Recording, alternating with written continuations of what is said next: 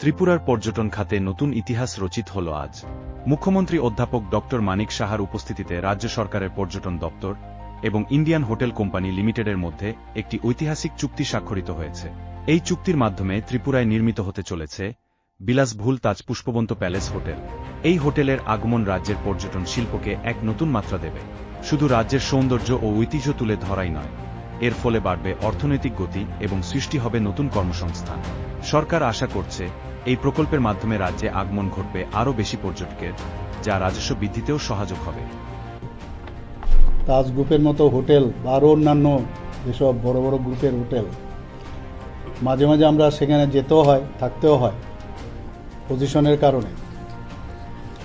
খালি ভাবতাম যে কবে ত্রিপুরাতে এই ধরনের হোটেল হবে।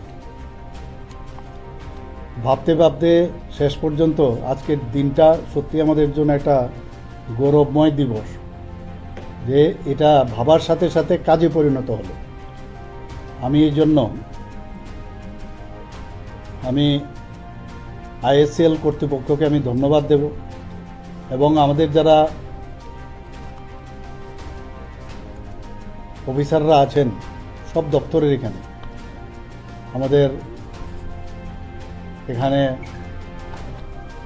যে অন্যান্য দপ্তরের যারা এখানে উপস্থিত আছেন তাদের আমি দেখেছি, যখন আমরা ডিসিশন নিলাম যেটা আমরা করব, দেখলাম সত্যি ওনারা প্রচুর পরিশ্রম করেছে।